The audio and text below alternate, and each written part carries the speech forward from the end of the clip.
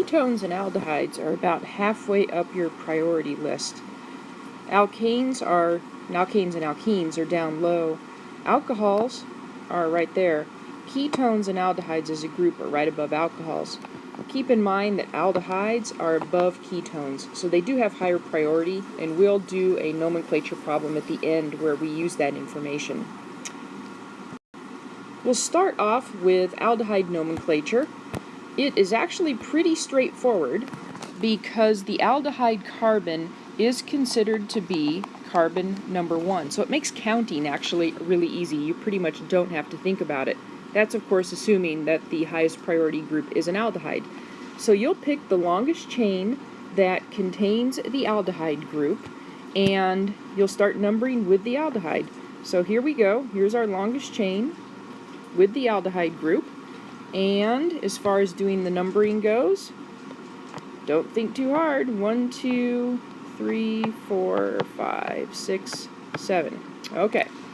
You'll do the usual number and name any substituents, list substituents alphabetically. As far as indicating it's an aldehyde system, you're going to drop the E of the alkane and you're going to add the ending Al for aldehyde. So this is going to be 3-bromo. The alcohol is now a substituent because it's lower in priority, so 6-hydroxy, and it is 7, so heptan, we're going to drop the E, it's not heptane, heptan, and then you just put Al. Note that there is no number associated with that Al because it is assumed to be number 1. So naming aldehydes is really, it's one of my favorite ones to do. Alright, let's go ahead and try our hand at this one right here. You might want to stop the slide and name it yourself and then come back and check. So, as far as the parent chain, let's go ahead and let's highlight that guy. It is going to be the chain that includes the alkene. So that means we have ourselves a nice complicated substituent that we're going to have to deal with right up there. And let's go ahead and let's just tackle that right now. I'm going to name it the new style, where I'm going to treat it as a 4-carbon chain, doing this kind of thing with it. Like that, looks like a double bond. Let's not do that. So, the point of attachment gets the lowest number in terms of naming the substituent. So we'll go 1, 2, 3, 4. And then that will be 3-methyl. And it'd be a butan 2-eel. Now, if you wanted to do the newer or the older method of doing this, it would be the point of attachment's considered number 1, so then it's a propyl group because you would have, let's highlight it. There's the point of attachment number 1, 2, 3. So it's a propyl group with a methyl at number 2, so we could say this could be if it's a propyl 1, 2, 3, there's a methyl at 1 and a methyl at 2. It could be a 1, 2 dimethyl propyl. Either one of those would be okay. What's going to happen is your alphabetizing may change based on that, but I'm going to go ahead and just write it down with the new system. So let's go ahead and number the chain. 1, 2, 3, 4, 5, 6. So it's a hexanal this time. And we're going to have chloro come first. So 3-chloro. And then at number 4 is the beast. So we'll put it in parentheses. And we'll have 3-methyl butan 2-eel. And then I think we have all the substituents. Now the double bond is actually within the parent chain. And so we're going to go hex. Instead of based on a hexane, it's based on a hexene. And the prioritization of that, it's going to start, of course, at number 4, but I have to do E or Z. So let's figure out what it's going to be. Let's get our highlighter out, take a look at it. Okay, so I go to a C, I go to a C. This C goes to 2 C's. This C goes to a C and a CL. CL wins, so this is down, this is up, this thing's an E. Okay, so it's hex dash 4 E ene, and then I don't need a number for the aldehyde, I just paste on the end Al. Now, on a ring, the nomenclature is just cumbersome and kind of weird. You're just going to have to memorize this. The parent on a ring is a, whoops, went a little crazy there, is a, let me just erase that where I crossed it off, it's lovely. A cycloalkane carbaldehyde. So this thing, in its loveliness, is going to be cyclohexane carbaldehyde. And the carbon bearing the aldehyde is carbon number 1. So the parent is this guy right there, and it's cyclohexane carbaldehyde.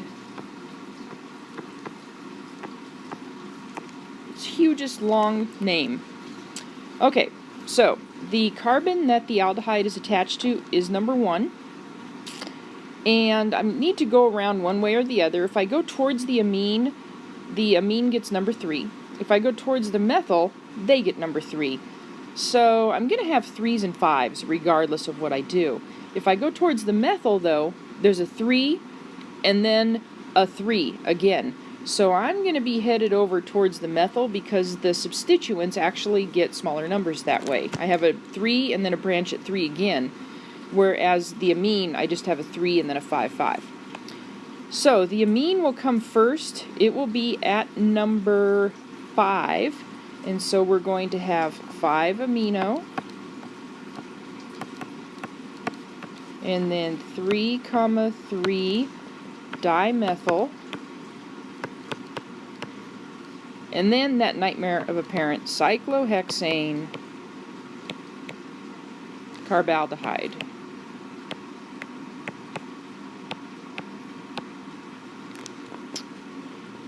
All right, moving on to ketones. Ketones are one lower in priority than aldehydes. You're going to pick the longest chain containing the C double bond O group. Assuming the ketone's the highest priority group, you're going to number it to give the carbonyl carbon the lowest possible number. Then you'll do substituents like usual, list them alphabetically. You're going to drop the E of the alkane. You're going to add the ending -one along with a number, since we can't assume the ketone is at number 1 because it won't be. All right, so coming along and doing this particular example. Let's go ahead and pick the longest chain with the carbonyl in it. So we got it. And then we're going to number it to give the ketone the smallest number. That's pretty clearly from this end. Now I've got a double bond in there that is part of the chain, so I'm going to incorporate it at the very end. So the only substituents I have, bromine and a methyl. So it's 5 bromo. The methyl's at 4 methyl. Now it's a hept. I've got a double bond at 3. So we're going to do 3. Now I got to do E or Z. So let's go ahead and figure this out again. This side's pretty clear. There's just a hydrogen versus the ketone part. Going on the other side, I go to a methyl. So a carbon, and then I have other stuff here, nothing up there. So down wins here, up wins there, it's E. So let's call it 3, ene, and then 2, one. Notice I left out the E of ene. It's not ene, it's just en, and that is because of the fact that the next thing starts with a vowel. Okay, here is one on a ring. No funky endings there. On the ring, the carbon with the ketone has number 1, assuming the ketone's highest priority. Then we're going to number around. In this case, we have a double bond, so we'll number around because it also is part of the parent functional group. We'll give it number 2, then we have 3, then 4, then 5. Okay, so it is going to be a cyclopentanone. We don't have to do anything weird with it. And largely that's because the ketone doesn't hang out off the ring. It's actually attached to the ring, so the nomenclature is a little more straightforward. So on this we have 4-methyl, cyclopent,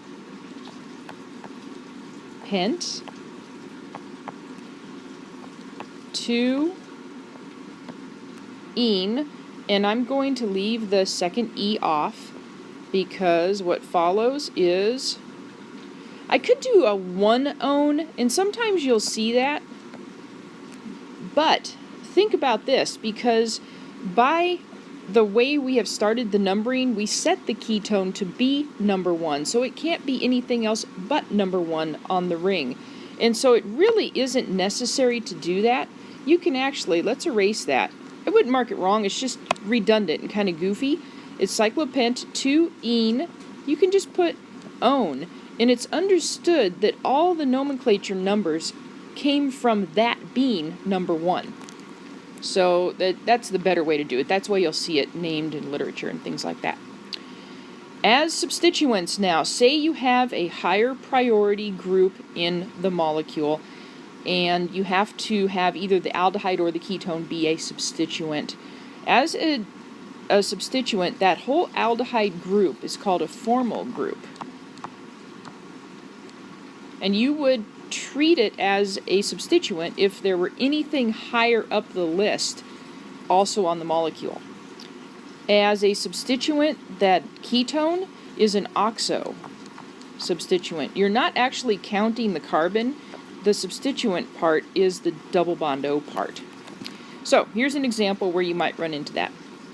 In this molecule, we have an aldehyde and we have a ketone. The aldehyde has a higher priority. So this molecule is an aldehyde. That ketone becomes a substituent. So what we're going to do is we are going to number the chain, giving the aldehyde the higher priority. The numbering's pretty straightforward. 1, 2, 3, 4, 5, 6. So now I have an aldehyde with an isopropyl substituent and an oxo substituent. And I'll alphabetize that under O. So I have 3 isopropyl, 4 oxo, and then it's just going to be hex and out. Okay, here's another molecule down here. I have a number of functional groups, 4 of them to be exact. Carboxylic acid, aldehyde, alkene, alcohol. If you take a look at the priority list that it was at the first slide, and also you have the handout, the carboxylic acid is the winner. That means everything else on here is a substituent. So you're not going to run into this nomenclature-wise right now because we don't know how to name a carboxylic acid. So I'm just going to put down the name and you can see how the logic sort of flowed. But you won't really run into this until we get to chapters dealing with functional groups that are in higher priority. So let's go ahead and erase all this writing, get rid of it, neaten things up just a tad. And carboxylic acid has priority. It's number 1. Make sure I didn't mess up my numbers. Looks pretty good. So, I have a formal substituent, a hydroxy substituent, and an isopropyl. Okay, so the formal group will come first, and then A, B, C, D, E, F, G, H, I, hydroxy's next, isopropyl will come last. So let's go ahead and let's do this. We have, let's get the pen out, we have 4 formal, and then 6 hydroxy, 3 isopropyl, and let's see, then it's going to be a hex. It's a 4. Now E or Z, let's check it out. We have on this side here, we go to a C, we go to a C. This C goes to a C and a C, so it goes to 2 C's. This C goes to an O. The aldehyde wins, so we're going down on this side. Down on this side, it's actually a Z. So it's 4Z. And then ene, let's squeeze in the carboxylic acid part. It's an enoic, and then a separate word when you name acids, the acid part's a separate word.